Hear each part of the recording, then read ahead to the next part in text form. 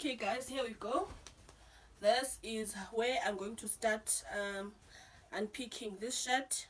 I'm going to start here in the underarm, somewhere here, because you can see the pocket is a little bit caught with the sleeve. Here's the sleeve. So that's what I'm going to do, and then after that I'm going to remove the flap and remove the whole pocket so that I can pin it to closer to the front. Then I'm going to get a little bit of fabric to just add here and make the flap come up to here, closer here. So yeah, that's what I'm going to do. So let's have a little chat whilst I do that. So the reason I became a fashion designer was by default, I believe, because my father was someone that liked to sew a lot of things for people at his church. And so I feel like maybe he's the one who planted a seed in me, even though I didn't know that he was actually doing that. So during those times, I'd be sitting in the sitting room at home and I'll be watching TV, and my dad will be sewing in the background. And then maybe when he made a little bit of mistakes during his sewing, he would ask me to help him unpick undo the parts that he made a mistake so that he can fix them. So I would be his little assistant of some sort. So that's how I started to know that you can make your own clothes, or just that like I started to know that there's people out there who make their own clothes. I like, when you are a kid, you would think that maybe clothes are just bought at the shop. You wouldn't think that they're actually made by people like us. So that's how I got to know that, okay, actually these clothes, it's possible that these clothes are made by people like us. So yeah, that's what happened. And then as I grew, I started liking fashion, and I would watch The Bold and the Beautiful. If you guys know, you grew up in the 90s, you know that was our favorite soapy South Africans.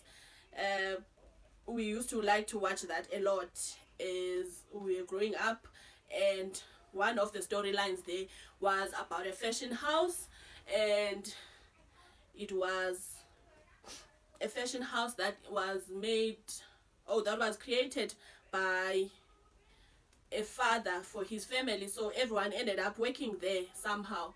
So during that time, I would even talk about this, that when at school you start learning about career, my relatives would ask me what I'm going to be when I grow up, and I regret saying that, but I used to say I'm going to be a fashion designer, and my aunt used to hype me up a lot and ask me, what are your favorite colors and all those things, and I would be so excited, and I would say these bogus bright colors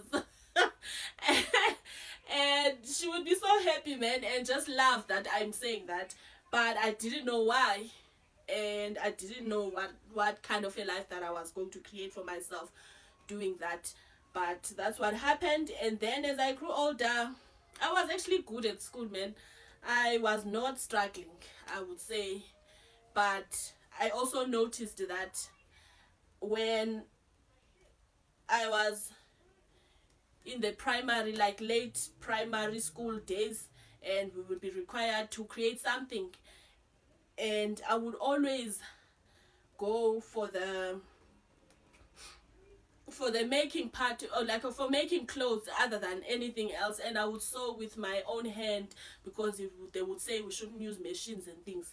So for me, I would always gravitate towards making my own things, and I noticed that, and everyone noticed it at the time, but I didn't think anything of it, because I thought, I'm just going to be a doctor, because I was also good at maths, and I just thought to myself, no, I'm just going to be a doctor, and that's it. And we kept it moving. And then I went to high school, and then things changed, and I started to struggle with my schoolwork because of things at home and just the environment that I was growing in. A little backstory to that is that my father was a breadwinner for us as his family, and also he was a breadwinner for his own family that he grew up with. So his father died when they were still quite young, and then he had to take over from his father to make sure that his mom is well taken care of, including his other 7 or maybe 8 siblings. But at the same time, he had just recently got married and had us. So you can imagine the strain that he was going through. And things started going bad in terms of we couldn't really get exactly what we want out of him or what we need, because maybe Naye, he was just working so hard that he forgot to be present as a father. So we started, and also in high school you are also dealing with being an adolescent and stuff. So even that too played into things. So when that happens and you have other issues that you are dealing with, obviously something is going to struggle.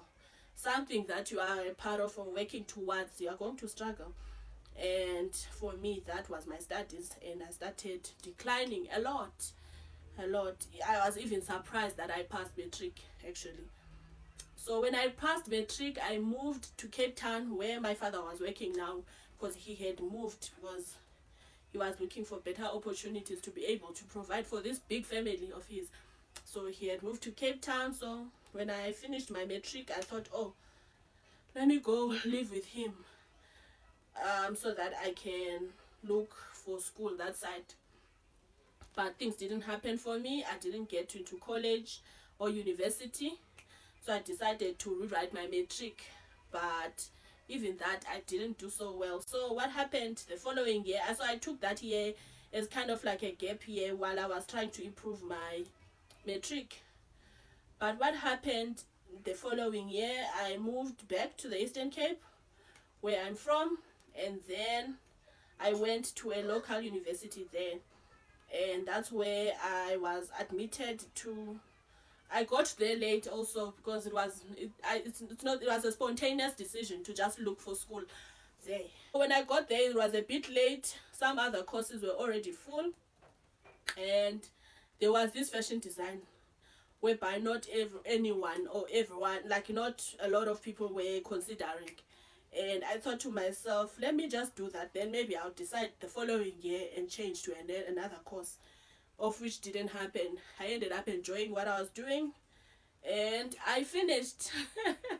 And I did so well, and I was successful at it, man. I graduated. Like, at school, when you are kids, some students, they don't take their work that seriously, so they end up maybe sometimes repeating a few courses. But I was the only one in my class that passed on record time because I was so passionate about this thing. But little did I know that the big bad world is waiting for me, and it's not going to be as easy as I thought. But I wouldn't blame it on that only. I would also blame it on our background, man. When you're coming from the rural areas, it's not the same.